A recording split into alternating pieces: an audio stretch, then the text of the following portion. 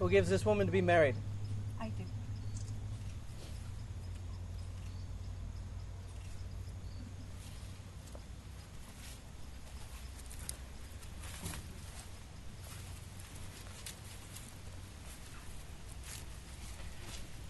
Good afternoon and welcome. You can be seated.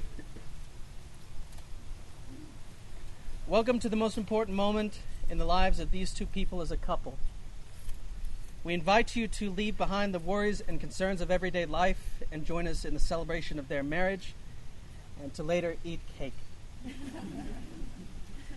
This is an opportunity for us to share not only in the joy of Amanda and Josh's love, but also to reaffirm and appreciate the love and the friendships we experience in our own lives. Those of us who are married or in relationships may take this moment to consciously reaffirm our commitment to our partners and ourselves. Let's celebrate by being fully present during our short time together. Now, I would like to introduce you to who I am and why I'm here with these two lovely people. This is my beautiful sister. Her name is Amanda. I am an ordained minister, and this is my fourth wedding that I have performed. Frankly, when I look back on Amanda and our brother Tyler and I as kids, Tyler's right there, in the middle. Filming homemade skits about the superhero we created named Captain Funko, battling his arch nemesis Lard Man, who was in a big pillow suit shirt with a bunch of pillows inside, so he was fat. Along with parody versions of the movies Scream, the Jerry Springer Show, and Blue's Clues. That was really fun. Yeah, look. All while getting shot with toy shotguns by our neighbor Andy, and all of them seemed to end that way. I didn't ever think we could be capable of something so adult as getting married. Of course, Amanda has beaten us to the punch. When I met Josh, and from the brief time we have spent together, it was obvious to me that this relationship was completely honest and lacked any delusion. This marriage is based off of truth. That is all that ever needs. Amanda and Josh have chosen this setting in which to be married because when true love occurs, it occurs without effort and it occurs naturally. Just as the trees surrounding us have patiently grown throughout the years, their love will also continue to grow. They will hopefully grow branches in the coming years, and perhaps those branches themselves will grow branches as they both will grow tall and majestic. Then they will become covered in leaves. Then perhaps Josh will get bark rot, and Amanda will live another 300 years until she is cut down to be made into space fuel. I took this metaphor a little too long, okay. I'll skip ahead a bit. A natural setting is also where the mind, body, and spirit can unite, and Amanda and Josh have also viewed their marriage as the coming together of all those levels of being. The uniting of the mind, body, and spirit are necessary for facing challenges together so that they can continue to grow in an intimate relationship. Wedding ceremonies, as you might imagine, have an abundance of cultural, religious, and regional wedding traditions. However, almost all include some type of wedding vow, an exchange of rings, and a proclamation of marriage, which we will be doing for you. Many marriage ceremonies have lost the symbolic meaning behind their traditions in the modern world. The white dress has been thought of to symbolize purity, but it's actually the veil that symbolized purity in the Victorian era. The white dress, it didn't matter what the color was. In many Muslim ceremonies, the groom wears a sherwani, which is a three-quarter length Nehru-type jacket made popular by the Beatles and Dr. Evil. In traditional Swedish weddings, we get the origin of the bouquet. Brides and bridesmaids carried bouquets of foul-smelling weeds to ward off trolls. And the bridesmaids typically wore the same dress as the bride in order to confuse evil spirits. In essence, this means that the bridesmaids are nothing more than sacrificial body doubles. So thank you, bridesmaids. The groom's men have it worse. The groom traditionally stands to the right of the bride in order to, and this is true, brandish a sword in case of attack during the ceremony. And the groomsmen are essentially nothing more than hired muscle. So thank you, groomsmen. Amanda and Josh have decided to incorporate some other established traditions. But as you're probably aware of, they are fairly non-traditional themselves. But this is a wedding, so they can't go too weird. So everyone here doesn't end up questioning their sanity, although some of you are probably doing that already. Josh and Amanda have decided to integrate a ritual common to many cultures around the world, where the bride and the groom drink from the same cup. This tradition is meant to symbolize the now oneness of the couple, or at least that the couple is now going to forever have to share one another's spit.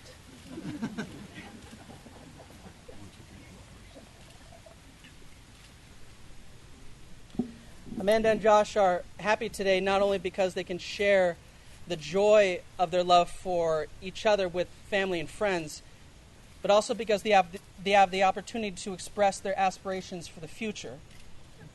For this reason, they have decided to place meaningful objects as reminders of the day, of this day, into a wooden keepsake box and lock it. They placed the key in an envelope inside the cover of the guest book that you are all going to be signing. They decided to place it there because they're pretty sure that they won't lose it that way.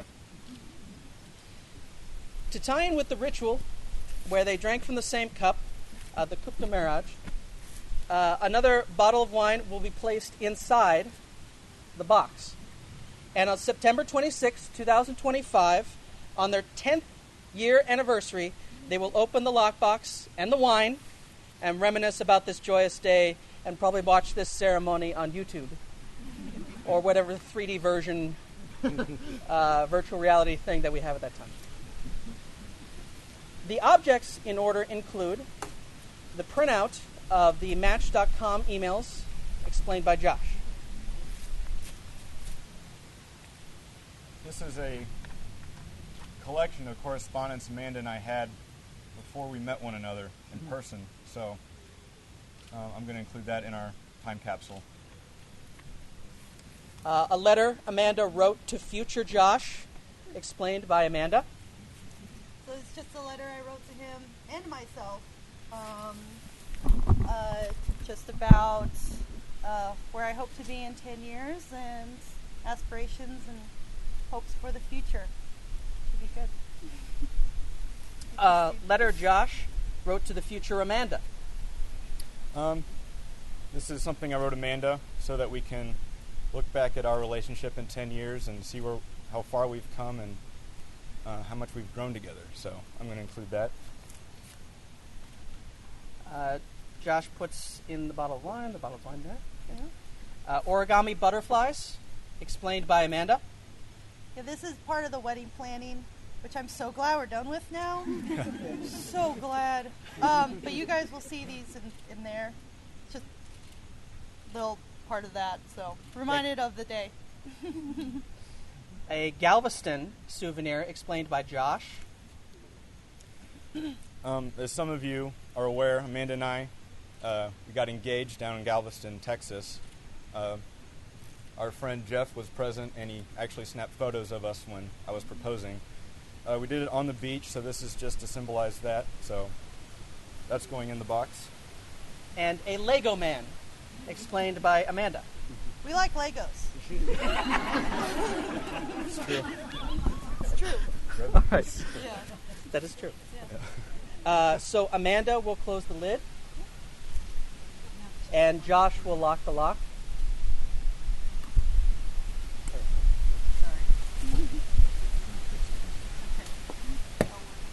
Oh. This is an assassination attempt. All right. So at this middle point, there are several things that take place in a wedding. In a Confucian Tyree, we would bow and make symbolic gestures about 40 times. Catholics would give floral offerings to the Virgin Mary, and Hindus would give invocations to the Lord Ganesh. In very traditional Russian weddings, the best man walks counterclockwise 3 times around the bridal partition, while members of the bridal party crack whips, fire guns, and make as much noise as possible. Then the best man kneels in front of the bride and scratches the ground with his knife, cursing anyone, spirit or otherwise, who might wish harm upon her. So... Okay, so we're skipping that. Okay. Instead, we could just move on to the bonds of marriage. Bonds, the word is not bonds with a D, but B-A-N-N-S, which is a public announcement that the marriage is going to take place between 2 specific people. The purpose of the bonds of marriage was to serve as a legal document to enable anyone to raise any legal obligations under civil or canon law. And I will now declare the dramatic immortal line given to us by Lord Hardwicke's Marriage Act of 1753, a line which reads, "If anyone knows of any impediment why these 2 may not be lawfully joined in matrimony, confess it now, speak, or forever hold your peace." Giving you plenty of time. Okay. All right, that's good because we've already paid the caterers. All right. And now the vows. Oh, yes. So let's first have the best man please hand the rings to the bride and groom.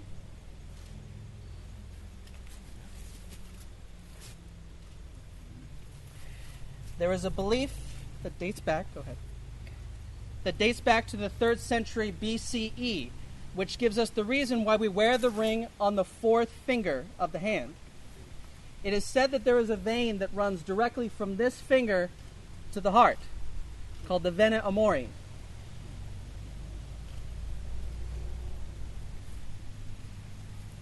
So as I read these vows, reflect on the physical symbols of your love that is now directly over your vena amori, and know that your hearts are now connected.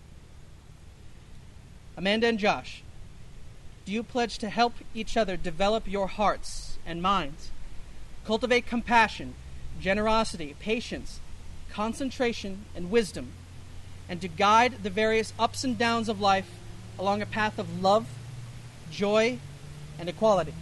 We do. In recognition that the external conditions in life will not always be smooth, and that internally your own minds and emotions will sometimes get stuck in negativity, do you pledge to see all these circumstances as a challenge to help you grow, open your hearts, generate compassion, and to accept yourselves and each other? We do. Do you pledge to preserve and enrich your affection for each other, and to exhibit love out to the world? Do you also pledge to take the loving feelings you have for one another and your vision of each other's potential and inner beauty as an example that you can radiate outwards towards each other? We do. Do you pledge day to day to be patient with yourselves and others, knowing that change may come quickly, or that change may come slowly and gradually, and to seek inspiration from each other during great change in your life rather than become discouraged? We do. And now the proclamation. By the power vested in me, through the wishes of Amanda and Josh, as well as the blessings of their friends and family and the state of Indiana, I now pronounce you husband and wife. You may kiss the bride. Woo-hoo.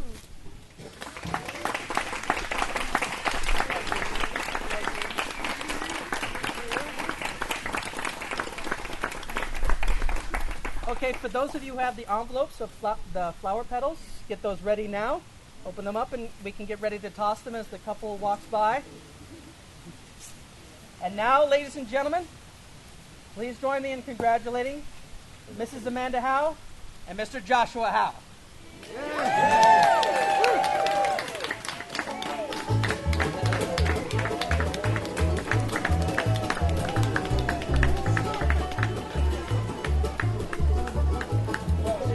right, quickly.